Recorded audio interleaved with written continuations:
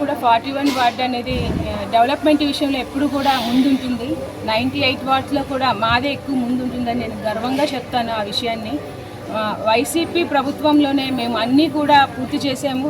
ఇంకా కొంచెం పెండింగ్లు ఉన్నవి కూడా అవి కూడా పూర్తి చేసేస్తాము. మొన్న 4 వర్కులు కూడా జీవీఎంసీ కౌన్సిల్లోని ఆమోదం చేయించేలా చేసుకున్నాం. అలాగే ఇంకా కొన్ని ఉన్నాయి, అవన్నీ కూడా పూర్తి చేసి అలాగే మాకు ఏ విధంగా అయితే ఎలక్షన్కి ముందు మాట ఇచ్చి అందరితో ఓట్లు వేయించుకున్నాము, అలాగే వాళ్ళందరి నమ్మకాన్ని కూడా అలాగే నిలబెట్టుకుంటూ ఇచ్చిన మాట అన్నీ కూడా నెరవేర్చడం జరిగింది. కొన్ని పెండింగ్లు ఉన్నా కూడా అవన్నీ కూడా ఉన్న ఈ 7 నెలల వ్యవధిలో కూడా నేను పూర్తి చేస్తానని మాట ఇస్తున్నాను. ఈ 7 నెలలే కాదు, ఎప్పుడు కూడా పదవిలో ఉన్నా లేకపోయినా కూడా మా తాలూకా సేవ అనేది ఎప్పటికీ ఉండదు. మా ఇద్దరు ఊపిరి ఉన్నంత వరకు కూడా ఈ జ్ఞానాపురంకి ఎప్పుడు రుణపడి ఉంటాము సేవలో.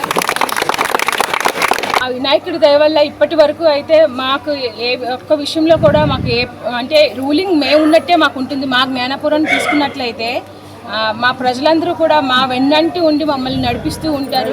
ఈ రోజుకి నేను చెప్తాను, కూటమి ప్రభుత్వం వచ్చిందనేది విషయం నేను మర్చిపోయాను మా వార్డు విషయానికి వస్తే. ఎందుకంటే మా వార్డులో కూడా అందరూ కూడా చాలా మాకు డెవలప్మెంట్ విషయంలో కానీ ఏ విషయంలో కూడా వాళ్ళ సపోర్ట్ అనేది మాకు ఉంటుంది.